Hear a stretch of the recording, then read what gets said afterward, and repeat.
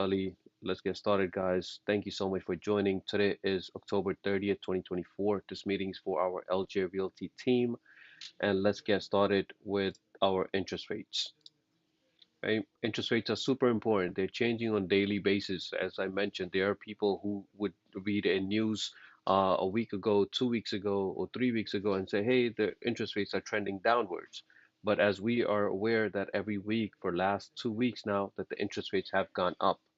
So according to Freddie Mac, the interest rates for 30-year fixed conforming loans, they are hovering around 6.54 versus your 15 years for 5.71. Okay, look at the 52-week range for Freddie Mac, and let's compare that to our Mortgage News Daily.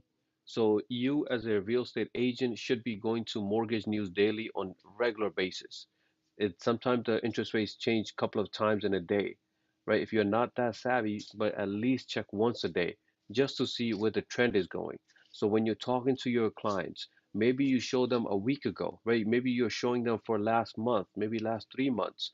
But just imagine every time you're having a conversation with them and you're telling them, hey, Mr. Buyer, that the interest rates last week they were maybe maybe 6.5, 6.6. Today the interest rates have gone up. But for you, I'm going to keep showing you the properties. You're not going to lock in your rate until you find a property, until you have an application in, and you're working on the conditions. Okay? When you would want to lock it, probably middle of your application or towards the end of it, right? Why is that? Because you want to feel out the interest rate. Sometimes the interest rate does not go in your favor, but generally you would want to lock it not before that time frame. So if today you're showing people properties, keep showing them. Tell them if you like it, I'm going to show you the benefits of that as well. But just know the fact that you're not locking in today. You're going to be locking in when the time actually allows you. So 30-year fixed rates are over 7%.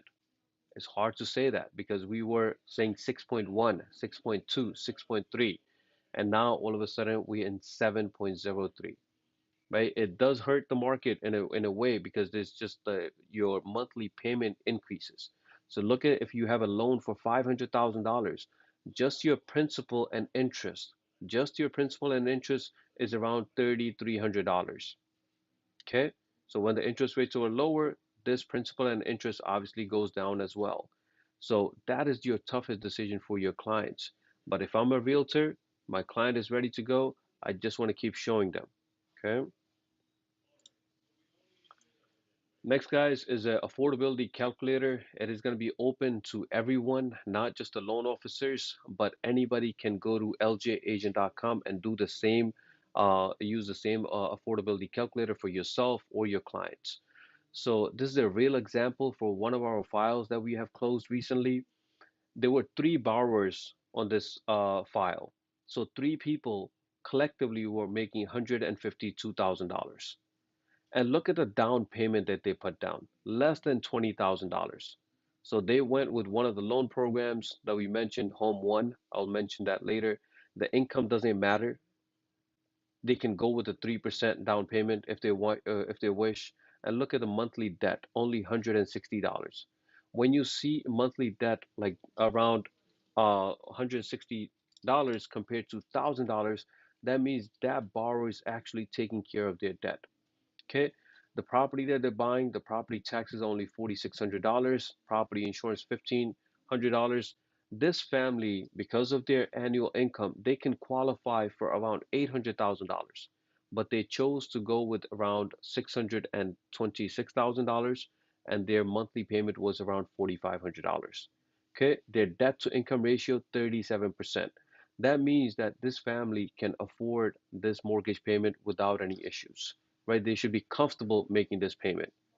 On the other hand, if the DTI was 49% or 54%, which FHA allows, you can buy the house, but it's always going to be a burden to you that you got to make a payment, a large payment every month. So if it comes to you or if it comes to your borrowers and everything, they just got to be comfortable with their monthly payment. Okay. So again, you have full access to this affordability calculator on ljmortgageteam.com. You can even send that to your clients. They can go through the affordability calculator as well. It just got approved by the state just yesterday, and we have put in a request for a long time. Okay, so you can use the same exact calculator as we mentioned on ljmortgageteam.com. Okay. Next couple of headlines here that existing home sales flop once again. We know that. What's the reason that not a lot of transactions are happening? Because of high interest rates. Are people still not buying anything? That's not true. People are buying, right? People who are ready, they have good credit scores, they are renting, they need to move out of this property. They've been renting for quite some time. Their family is growing and they just need to move out. Or they might be having some sort of downsize and they want to purchase a property but just want to buy a condo or co-op. People are still buying, but overall existing sales are on the downside. But the inventory has been increasing in majority of the areas that we look at. There might be few markets where the inventory is not as high as you would like, but overall inventory is increasing. Next 2 months is going to be the toughest months, is always have been for your November and December for real estate agents. Why is that? Because most of the people, homeowners, want to spend their last holidays in that particular house, right? Maybe the last Thanksgiving, maybe Christmas, or any of the holidays in these 2 months. So we got to understand that as well. On the other hand, there are still properties available who are ready to move out. Some already made the move, and the property is fully vacant. How are you going to know unless you actually play the game, right? You need to know what is available for your clients at all times. And how could you do that? KV Core, right? Spend at least 15, 20 minutes every single day on KV Core and see what's available on the market. You could be a brand new agent or you could be an agent that has 20 years of experience, but there's a new inventory coming. If a brand new agent is paying attention to that more than a 20-year experienced agent, guess what? The new agent has that leverage because he or she knows, hey, there's a new property available. It just came on the market yesterday, right? We have the tools. We just need to find it and send it to your clients as quickly as possible. Okay? The home prices continue to rise. Look at the inventory here, guys. Just from 2022 to 2024, just gives you a visual how high your inventory is increasing throughout the United States. Okay. There are some areas where it's not as much as inventory as you would like, as we mentioned, but there's still plenty to go around where we should be able to find your client a property if they're serious. Okay. Next, this article I found it interesting. It affects a lot of us, and almost every one of us because it has to do with commission. So, are agent commissions going up or down? Right? It will depend on who you ask. I have our own agents. Some of them say, "Hey, I have to decrease my commission in order to get the deal done." Hey, I'm dropping it. Should I do it or not? It's going to be your call. It's going to be on individual level how aggressive you are, how hungry you are when it comes to commission. You don't want to sell yourself too short either, right? You're spending your time, you're an expert in this field, so you don't want to do anything for free either or do it for a very low amount, right? Feel that out and feel like your client and have a value for yourself, how much commission you're going to ask for. Okay? We're going to talk about that commission in just a minute, but here's another example for homeowners. This was a headline for homeowners gain equity and rentals lose wealth. This is a big one, right? Anytime you're purchasing a house, it's never easy. You have to get all your finances correct, right? You have to get your credit scores correct. You have to be well prepared in order to buy a property. Once you do buy a property, compared to renting, you're building equity over the years. Okay? You can buy now, you can refinance later, and meanwhile, you have built some equity over the time. Okay? So these are top 5 reasons that you should be telling your clients that they should buy right now, right? Or in general, why people actually buy. 62% of the survey, this was from Lending Tree survey, that 62% of them, because they can do whatever they want with the space. This is my house. I want to modify it in this way, or I want to paint it this color. I want to do this. I want to change up the walls, do that. You can do that because you own the property, not when you're renting, right? Renting, there's a lot more restrictions. 61% people do it because they're stable. They know that nobody's going to kick them out. Nobody's going to say, hey, I'm selling my house. There's a new owner coming in, or your rent is going up, your lease is up, right? If you have a 30-year fixed mortgage, you're going to stick with that for 30 years. Okay. How about if you have pets? 49% of the people say, hey, there's no rules to the pets because, again, you own the property. We know maybe a neighbor or two who owns multiple dogs or cats, right? You can't do that when you're renting majority of the time. And 42% of the people buy it. I think that should be 100% where everybody should be like, hey, if I'm buying it for X amount, I want to be able to sell it for X plus five when I actually sell it. It could be after a year, it could be after 5 years, it could be after 10 years. Obviously, if you're going to sell it within 1 to 2 years, it's going to be hard to get any money out because you had closing costs to buy and sell. But if you wait long enough, 2 years, 3 years, you do see you're building wealth over the years.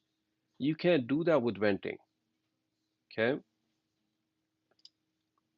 So look at these people who actually took the biggest step of their life last year. How was the interest last year's? They skyrocketed. Last October, same time in last October, we saw the interest rates were at 8%. So these are the people who bought their house at 7.5 to 8%. And let's look at their value. Did they actually made a good move or was it a bad move? And these stats are from one key MLS from Nassau County. So if you bought a house in a prior year in January, this year it went up 7%. Okay? You can see it went up 7%, 9%, depending on which month they bought it. In or in June or July, if you bought it, your price already gone up 12%, right? So even if they're purchasing in 2024, what do you think is going to happen in 2025? The price is going to go up. So anytime any of your client is saying, hey, I don't know if I should buy this or not, tell them, hey, let's figure this out. If you're trying to rent a place, you're going to stay in that neighborhood for temporarily, let's say less than a year, then don't buy a house. But if you plan to live in this neighborhood for quite some time, it could be 2 years, 5 years, then it's no brainer. Then it's best to purchase the property, build equity over the years. Even if your monthly payment is high right now, when the interest rates do come down, you can go ahead and refinance that property. Okay, that is how you're going to build wealth. There are some first-time home buyers who do not understand this concept. We have to break it down to them. And then there's your investors who understand it fully. So when you're talking to them, like, hey, don't worry about it. I understand. I know how the game is played. But to the first-time home buyers, this is what you're gonna have to tell them that, hey, buying is never easy. I know you have to come up with down payment, closing costs, my fees, and you don't know the interest rates are so high if this is a good decision or not. Tell them over the years, the properties do appreciate. We're living in New York here. If it's in Nassau County, Queens County, anywhere in New York, the property values tend to go up at least 4 to 6% every year. Okay. And we have seen that over and over. Okay. So these guys who have purchased last year, 2 years ago, 3 years ago, they definitely made the right move. If you ask them, was that a tough decision when they made it? They're gonna say absolutely. Did their neighbors or if did their family members, their cousins, brothers, uncles, aunts, did they say this is a bad move at that time? Absolutely. They said, why are you guys doing this right now? Right? This is not a good time to buy. But guess what? Over 2 or 3 years, they already built equities, and now maybe the neighbor or their family member is saying that, hey, they actually made a good decision. Okay. So this is one of our agents, and this is a scenario that we're going through on a regular basis. So I hope another agent can learn from this and know the concept of it. So if the buyer, right, you have a buyer, you have an agreement signed with them already. You're showing them properties, and they already signed the exclusive right to represent. And we're giving you just the example that this buyer signed a 2% agreement with you, right? You show them the properties, and when you show them, you're calling the listing agent. You're calling the listing agent, hey, we want to put in an offer. How much are you guys willing to pay the buyer's agent? Right? Do not ask, hey, are you willing to pay the buyer? Just ask them, hey, we want to know, hey, what is the percentage? either 0, 1, 2, whatever the answer is, then you go from there. Can you negotiate that? Absolutely, right? I do want to mention with Sheldon's new listing, right? Sheldon, you're getting a couple of different offers, and some of them are asking you, some of them will just send you the offer saying that, hey, we're requesting 1%, 2%, whatever the percentage might be, right? So you're going to have both scenarios. You can call up the listing agent, have that conversation up front, or you can simply put it in your offer and see what kind of response that you get. Okay. But now you have 2% signed from the buyer. That means for that transaction to complete, you need to get paid 2%. Okay. Thank you, Sheldon. Yeah. So if they're paying you 2%, the buyer is willing to pay you 2%. And now the seller is saying, hey, we're willing to pay you 1%. And you already have the buyer now has to pay you the rest of it, which is 1%, right? Because you cannot charge 3% total, because you cannot say, hey, 2% to the buyer and now 1% to the seller. No, no, no, that does not work. That is not legal. You said, hey, to service you, basically to find you a property, I need to get paid 2%, nothing more. And that happens to be from the buyer. Now, if the seller is saying, I'm going to pay you 1%, great. Mr. Buyer, I have good news for you. You owe me 2%, now you owe me only 1% because the sellers are willing to pay me 1%. So, do we need to get any additional documents signed? Not from the buyer. Buyer already says 2%.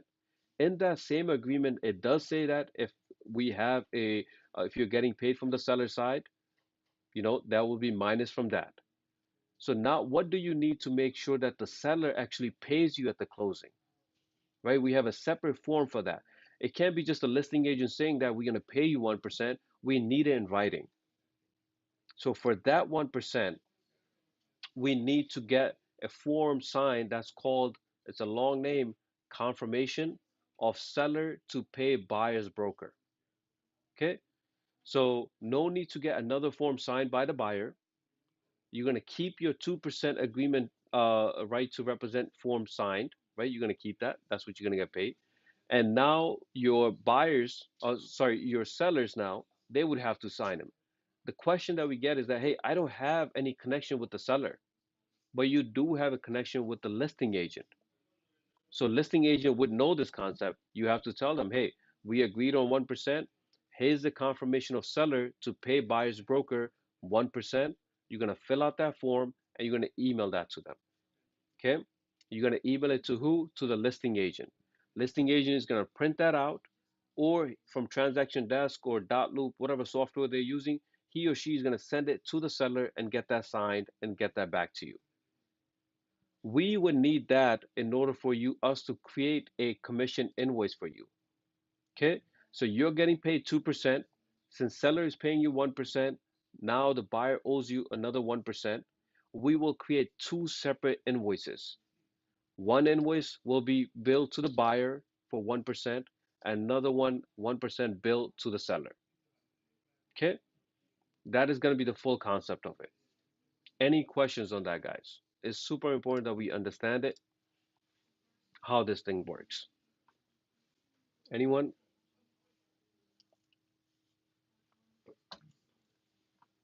Okay. So another, I think, agent was trying to send this confirmation through transaction desk to the listing agent for him to e-sign. I said defeats the purpose. He doesn't need to sign.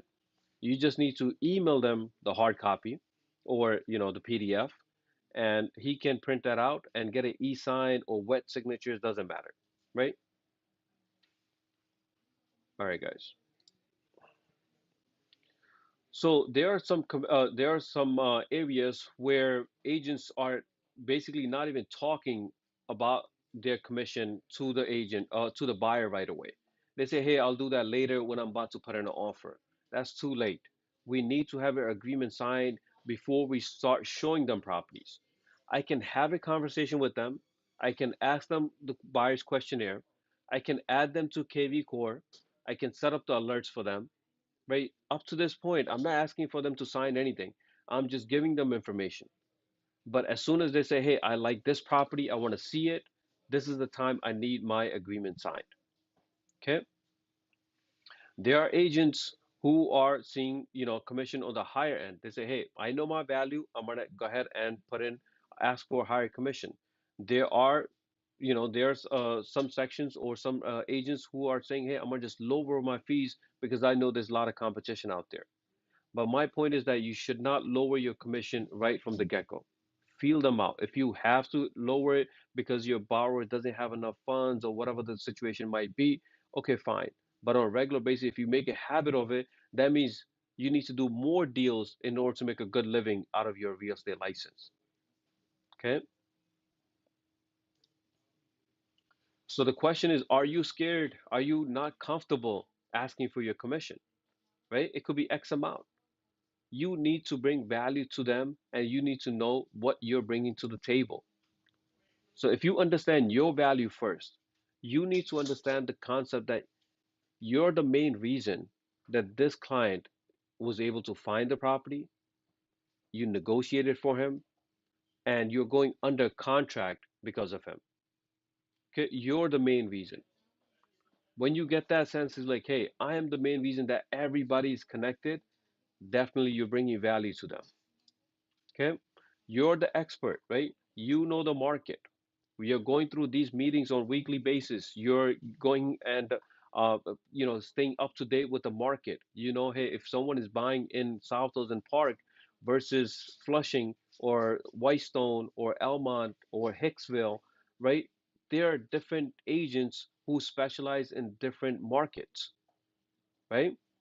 So you want to make sure that you understand that, hey, if any new property comes to the market, I know it.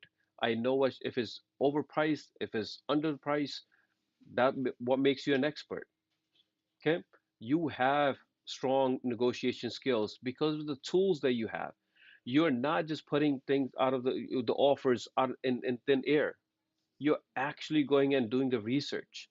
Hey, if these people are asking for X amount of money, I want to make sure and show you, Mr. Buyer, if we should put in an offer for X amount, right? Because geodata, RPR, these bank appraisal report that we give you guys, right? All these 3 or 4 different pinpoints will give you a good idea. Hey, I should put in an offer, at this price level. And I see a Carvin yesterday. You sent me a message. Hey, here's a property. Give me a valuation. I believe few of the other agents sent me yesterday as well. So we're typically getting around 3 to 5 different agents just sending us the address. Hey, we want to put in an offer. I'm doing my own research. Just send me your PDF too, and let me see what the banks think. We want more and more agents to start doing that. Okay.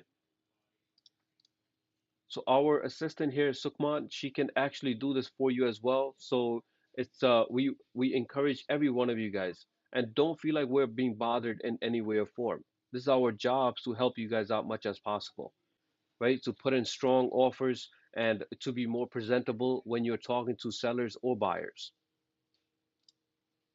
Okay? And the key here is to practice. If you're brand new, or if you're 20, year experienced agent, we have both of them within our company. But with this new presentation that we have, right, you need to practice that. Right? You need to do a role play. You could do it with your family member, you could do it with a friend, or you can use me as a broker here and come in and we can do a role play and make sure that you guys practice the conversation, right? We want to make sure that, hey, we tell them, hey, what we bring to the table. We want to give them at least 3 or 4 different golden nuggets in this presentation where they feel like, hey, yes, like I do want to work with this person. Okay. Some of us as realtors, we say, no, I know everything. I don't need to explain that to them. I'm gonna just tell them as we go along, right? When we say go along, that means you're just not prepared right now. You're just trying to say, hey, I'm just not ready to do my presentation. Bring some value. Again, that bias presentation that we have, you don't have to say word for word. You can come up with your own way, make sure that you say the things that matter. Everything in there matters, but you can skip anything that you want, but just bring it enough value to the client where they feel confident in you. Okay? So you can say something along this line. I know choosing a real estate agent is an important decision. And I know and it's common to have questions about commission. Another buyer say, hey, I'm not even aware of these changes. So then you have to start sending them some links. You have to give them phone numbers for LIBOR, right? Be on their side as well. Like understand the fact that not everybody pays attention to real estate as you do because we are licensed and they're not, right? They're buying one house and we're trying to sell as many houses as possible, right? So my commission covers not only my time and expertise, but also extensive resources that help you get to find the best deals, handle negotiation, and ensure a smooth process. When you go through the whole buyer's presentation, there are like 6 or 7 different people are involved. There are like 3 or 4 different contingencies, your conditions that can really protect the client that they had no clue about, right? So we want to tell them, hey, I'm going to be on your side. I'm going to be making sure that this is every time that you have a decision to make, I throw in my input, then it last call will be yours. But I just want to make sure that I give you enough value that I can tell you, hey, you should decide this because of that, right? You want to give them a reason, not just say, hey, I feel like you should say it. No, these are the facts. So you want to have a smooth process of buying a property. I know it's going to be hard, but I'm going to be there with you. Okay. So think of an investment getting the best outcome for you. Whether it's like the highest price if you're representing the seller or getting the best deal if you're going to go ahead and purchase the property. If you can save them $10,000, $20,000, right? I was having a conversation with one of our agent, and he said the buyer said, "Hey, I don't want to move. I'm okay with losing $1 million deal for $10 or $15,000." Right? Because they just feel like that is too much money. On the other hand, there might be another agent or another client where the price is jumping. Same thing with Sheldon's deal, right? That we mentioned. Sorry to bring that up, Sheldon, but another agent from another brokerage, super aggressive, following up with Sheldon on a regular basis. Hey, I put in an offer. You didn't respond to me. I'm gonna increase my offer. Tell me what it really takes to, for my buyers to get to into this house. That means that realtor is doing a pretty good job and making sure that this person can purchase that property. And if you look in Sheldon, I looked at this guy's history too. He has sold over 50 houses, right? Not too long ago. Like he's a really active real estate agent, knows what he's doing. I'm pretty sure he has the right tools and everything. He's pretty solid. He's pretty solid. So I want all of us to be on that level. We cannot force a client, but we can show them the value. Yeah. Aggressive yeah, there are some agents who are aggressive in a bad way as well. Thanks for pointing that out. Yes. But like there where it's reasonable for your client, maybe that client was doing a search for their house for a year now, maybe 2 years. Believe it or not, there are still some buyers that have been waiting since COVID, since 2020, and we're in 20 about to be in 2025, right? Just imagine how much, equity they have built over those years. But the point here is that as a real estate agent, if you're not getting any reply from the listing agent, talk to them and see what you can, follow up with them on a regular basis, see if you need to increase your offer or not.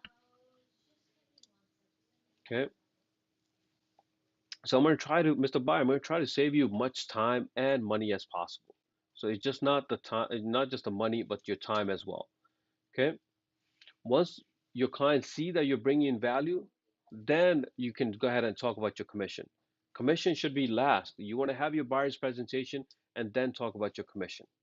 What percentage? If you're looking for over $1 million property, your client is looking for over $1 million property, do the calculation.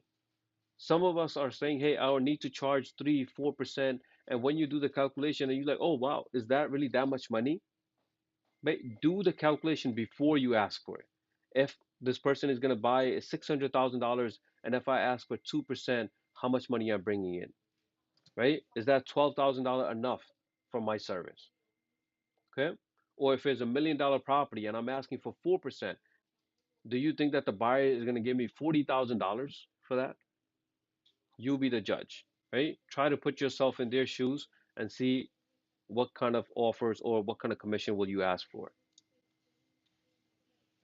Okay. Any questions on commission, guys? Anybody wants to say anything?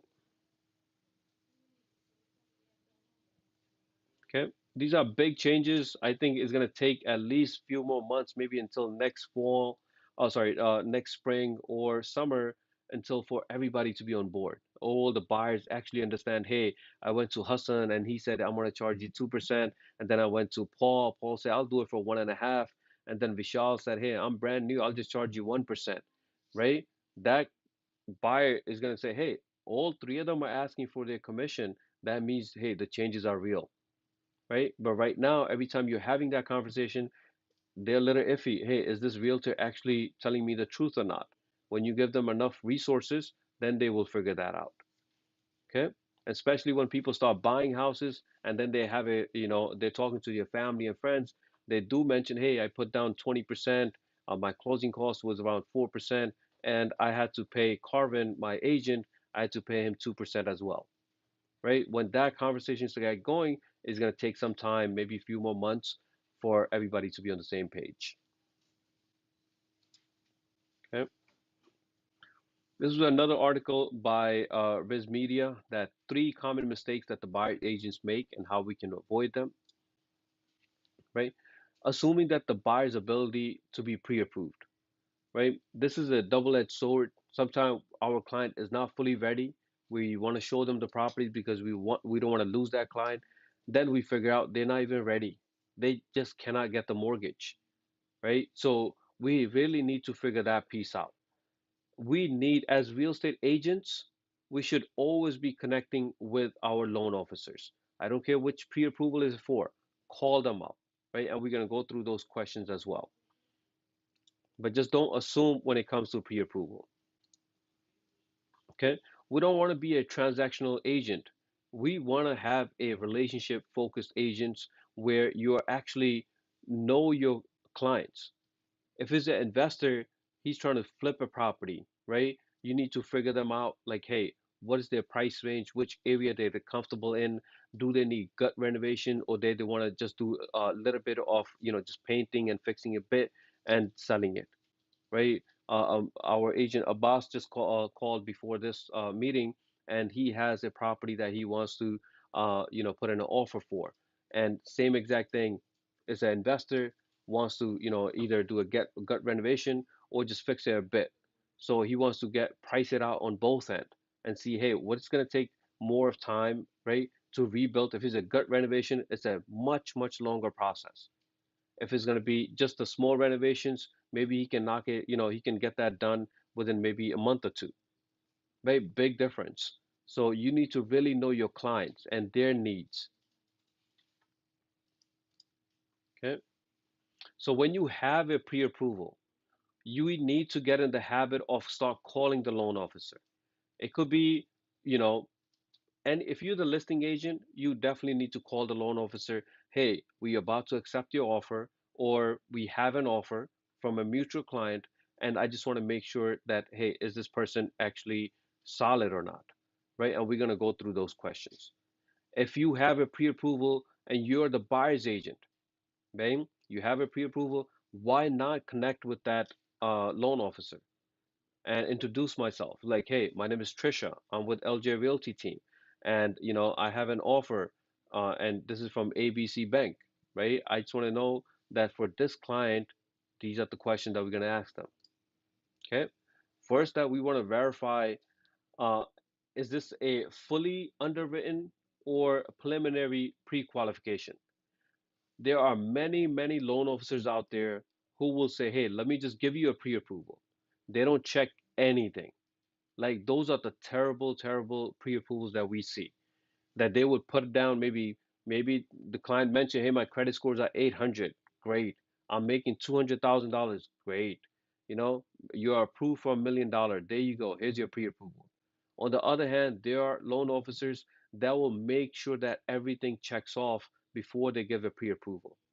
Why is that? Those are the experienced loan officers that will say, hey, I don't want to jeopardize your contract. I don't want to jeopardize your earnest deposit. I don't want to have for you to go ahead and find another co-signer and put this whole thing in jeopardy. I want my name to be out there where anybody looks at the pre-approval and says, hey, I know for a fact that this person is actually pre-approved because I know this loan officer. You need to start filtering those out. Anytime you see a name, hey, I can literally, if I see a pre-approval because of my old, transaction, I used to say, hey, I know this, loan officer is going to give me problems. On the other hand, I know this loan officer is going to close my deal as quickly as possible because I have dealt with them previously. You're asking them for borrower's income, their credit, their assets, right? Hey, has they been fully verified? Actually, did you actually look at their tax returns and pay stubs and W-2s or not? Okay. What is the loan amount? If you figure out the loan amount, if you have $1 million offer, and if they're saying we're putting down 3.5% down payment, that might be a little problem. On the other hand, if somebody say, hey, they're putting down 20%, that means they have a loan amount of $800,000. That might be a more solid offer, right? What is the interest rate that they're getting? What are the terms that they're being approved for, right? Is my buyer actually ready? What is their credit scores, as we mentioned? Hey, how does that impact, right? How this happens all the time. When we ask any client, it's like, hey, are you working? Yes. Have you been working for the last 2 years? Yes. But they forget to tell us that they had a gap in their employment for 6 months. And if they're going with the FHA loan option, that's a really red flag. If it's a conventional, maybe that lender will slide, maybe not. But we need to know that, hey, is this the income that they have? Is that enough to pay their mortgage payments? So we always mention their DTI. You can ask them, hey, what is their debt to income ratio looks like? If it's a higher percentage, that's a bad thing. If it's a lower percentage, that's a good thing. Again, because they can comfortably make those mortgage payments. Okay, do you have any concerns regarding this borrower's financial stability or their employment status? As we mentioned, if there's a gap, they need to tell us, hey, there was a gap for 6 months. Okay, let me get the loan details and everything, right? Are there any contingencies or conditions on the pre-approval, right? What type of loan are they getting? Are they getting FHA or conventional, right? If they're choosing FHA, either their credit scores is too low, right? Or if the one of the borrower's score is too low and they cannot go with conventional. Okay, so this is another big one. You get a pre-approval, assuming that the property taxes, right, are for $8,000. But now your client is looking for a property where the property taxes are $16,000. What do you think that happens to that pre-approval amount? It drops dramatically because it goes from your property taxes go from 8,000 to 16,000. So you can tell them, hey, this offer that I'm about to put in, the property taxes for that property is $10,000. What were the property taxes you inputted or you assumed when you actually gave this pre-approval? Okay. Closing timeline. This is the most important one, right? There are banks that will drag a transaction for a long time, right?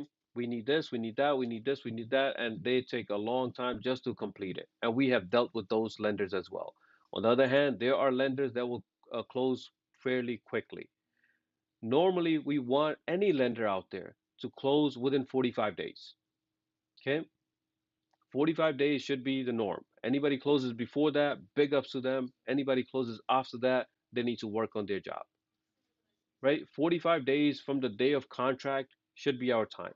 So if they're telling you, hey, it might take 60 days, it might take 90 days, that's a red flag. If someone says, hey, I can close in 14 days, 21 days, that's really good. Okay? Down payment and closing cost. Again, now your commission is involved as well, right? So you need to tell them, hey, what down payment the borrower is committed to. He's telling me he doesn't have enough funds. I just want to make sure that does he actually have enough funds for down payment and closing cost? Did you actually go through a loan estimate with him? At least give him an idea that what he or she is going to get through their closing cost, right? How they're going to know that is going to be on a loan estimate. Okay, communication and support, guys. So if it's a loan officer, I want to follow up with that loan officer on a regular basis. If I'm a realtor, I want to have that relationship with that loan officer or their office on regular basis, right? Maybe I want to call them every 7 days or 10 days. I just want to follow up on the file, right? Again, we mentioned I am the reason that the file is under contract. So that loan officer should be very happy that we have a mutual client, and now that loan officer should be communicating with me and making sure that we can get this file cleared to close in no time, right? What are the follow-ups looks like? Hey, you have an application, you're putting in an application today, right? Today is Wednesday.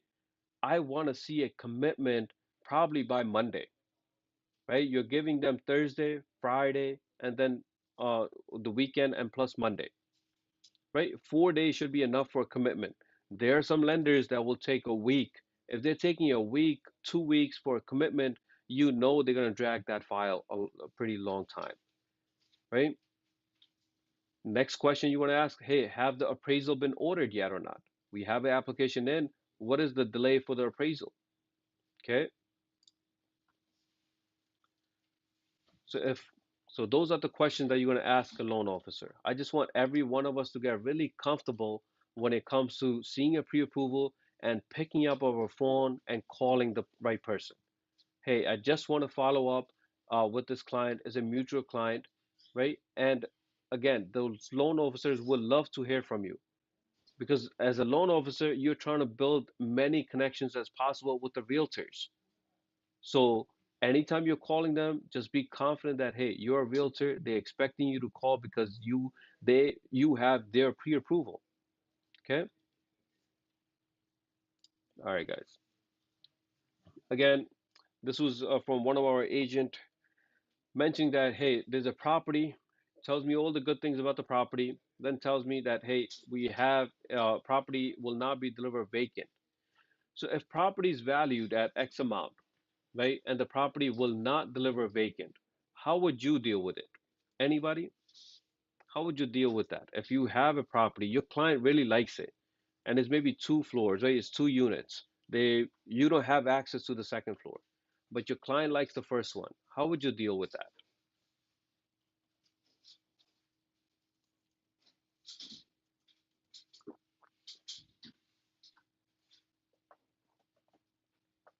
What would you tell your client? Like, go with it, don't go with it?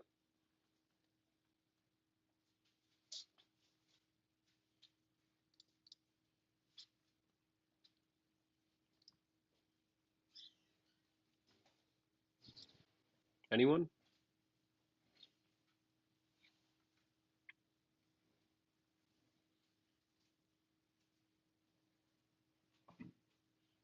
We are all realtors, right? We all go through the situation. Yep. If the property is not vacant, right, or will not deliver vacant, how would you deal with that? If the client was able to see the first floor but not the second?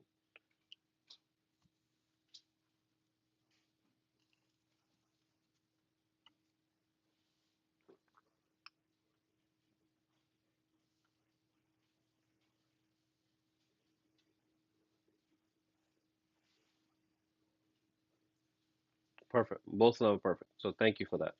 Yep. So I think you're asking the right questions, right? Hey, the tenant that we're not able to see the property right now, is he paying or non-paying, right?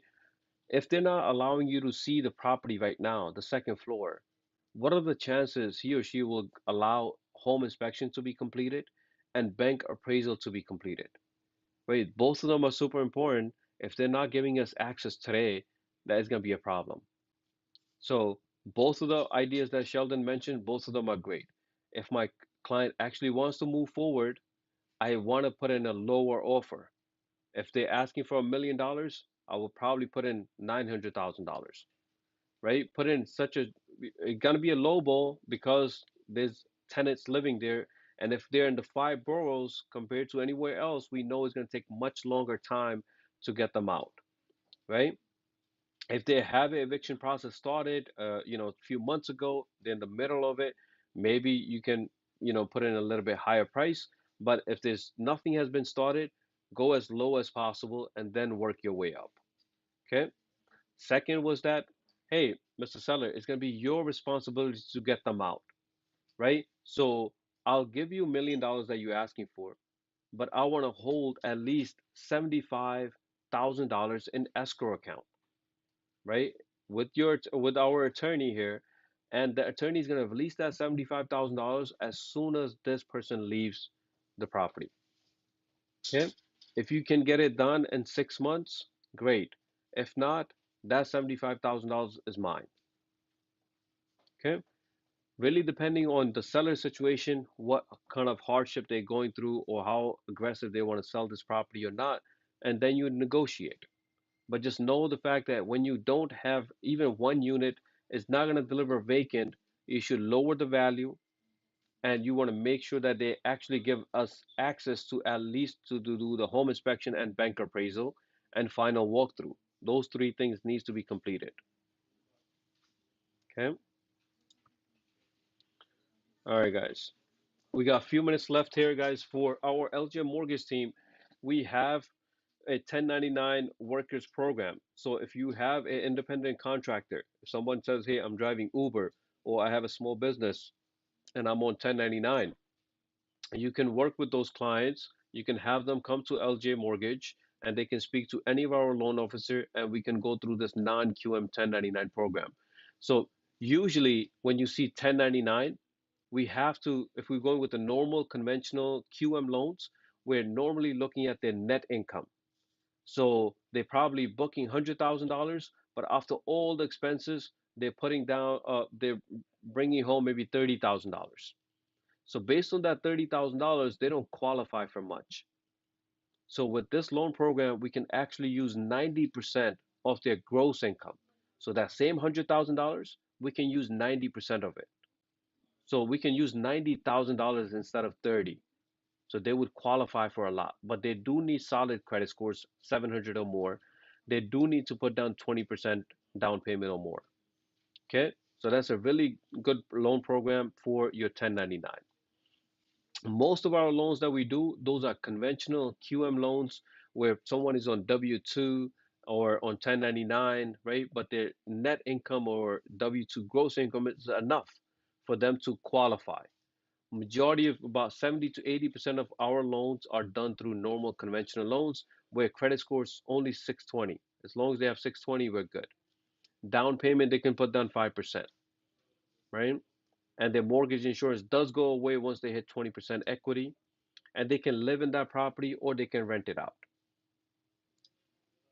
Okay, this is another loan program that we recently added to LJ Mortgage team, and this is for people who are. This is an excellent program, and the perfect example that I can give you is someone buying in Nassau County, Long Island, right? And they want to go with conventional and the property that they really like, and they only can put down maybe 3 to 5% down payment, but they don't want to go with FHA, but they want to go with conventional. So this loan program, Home One, I actually made a TikTok video. Thank you guys for sharing and liking that too. But it's a great loan program where it's only available for first-time home buyers without any income restrictions. So it could be a household income of 100,000, 200,000, not a problem. But it has to be a first-time home buyer and it has to be a single family property. Okay? Everything else is the same. So this is a good loan program if you have a client that's looking for that.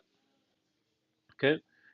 I believe some of you guys started using Elto's research. We're mentioning that on a weekly basis. It's part of your comps now. So I highly recommend that you check them out if you haven't yet. So in Cambria Heights, it's a strong seller's market, guys.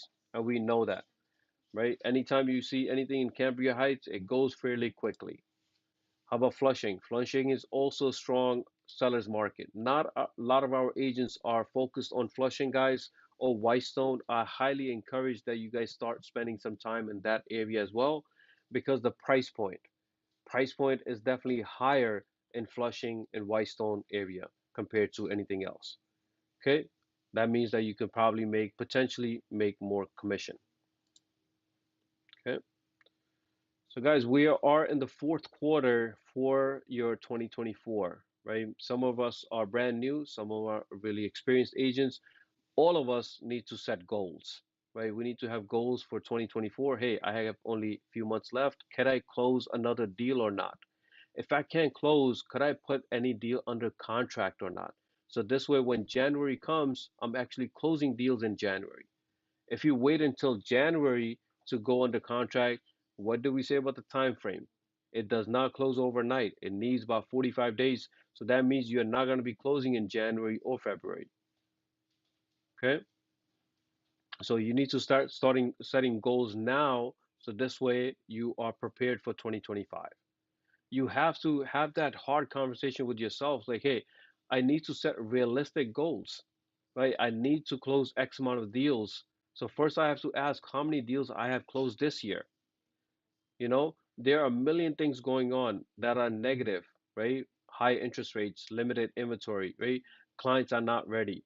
Yes, those are true. It does make our job much, much difficult to do, but just know the fact there are still people buying. There's still people selling, right? There's still realtors needed. So we want to be those type of realtors that can actually be the assistant to the buyers and the sellers. Some of us are focused on the rentals. I never say no to that. Rentals are great, but we need to say, hey, I need to do X amount of rentals, but I'll also need to do X amount of sales as well. Okay. And whatever your goal is for next year, what are you going to do or how is going to be different compared to this year? Right? What changes are you going to make in your life that, hey, I need to start dividing up my time? Every one of us have 24 hours. It just depends on how we slice that time, right? We have enough time, but we just need to slice a little bit better so we can get these things done, right? If you need more, if you have no leads in your database, that means you need more leads. If you have hundreds of leads, that means you don't need more leads. You just need to follow up with those. Okay? So have that hard conversation with yourself like, hey, as an independent contractor, we can provide you with the tools, guys, but we cannot hustle for you, right? There are agents who I have only met once, and then there are agents I see every single day. Okay? So you need to work on that. The focus should be on one thing. If I'm a realtor, my focus is on only on one thing, which is showings, right? If I say, hey, I need to show this week, that means I got to take a lot of steps before and after. But my focus is showing. If in order for me to show the properties, I need to send the properties to my client. That means I have to actually devote some time on daily basis and follow up with the leads in KV Core and actually send them whatever is available. Okay? The tools are there. We just need to start using them. Okay? We don't have that problem where we have 70 agents and when our KV Core makes you inactive, that means you haven't logged in X amount of time, right? And now we don't have that problem of available seats. There are enough available seats in KV Core because not everybody's using it. People who are producing, they're definitely using it, but people who are not, they're not focused on the right things. Okay? We are all grown, we are all have, families, we're independent contractors. We can literally make a good living out of this if we just focus on the right things.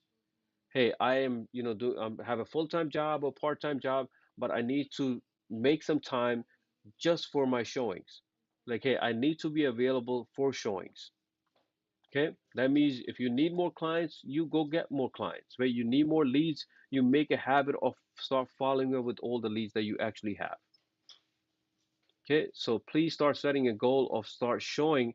Just ask yourself, hey, last week, how many showings did I have? Last 30 days, how many showings did I have? Whatever that number is, it needs to increase in order for you to go under contract and actually close deals. Okay.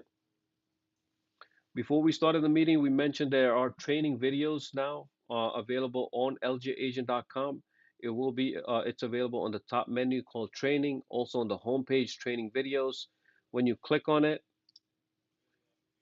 you're going to click on the realtor training, right? We have for the loan officers as well, but you're going to click on the realtor one. And you're going to see all the training videos that I'm updating over the coming days as well, with the new forms, transaction desk, KV Core changed up a bit from our original training video. So everything's getting updated. right? You don't have to watch every one of them, but just watch whatever is needed. If you're brand new, you should be watching everything. If you're experienced and you want to go through any of this, it's perfectly fine. There's a one last one just for the offers. I went through in about 5 to 10 minute video just how to submit an offer, how you use seller's concessions, how you ask for commission, and everything is in part of that video. Okay. Our loan officers are really stepping up their game. Mr. Hassan is here as well. If you guys have any questions, connect with him, right? You want to speak with Josh, you want to speak with me, that's perfectly fine, but connect with the people, with other loan officers as well. They have same tools, they are available all the time. Just connect with them via phone call or text message. Okay, that'll do it from my end, guys. Any questions, comments, feedback? Yes, sir.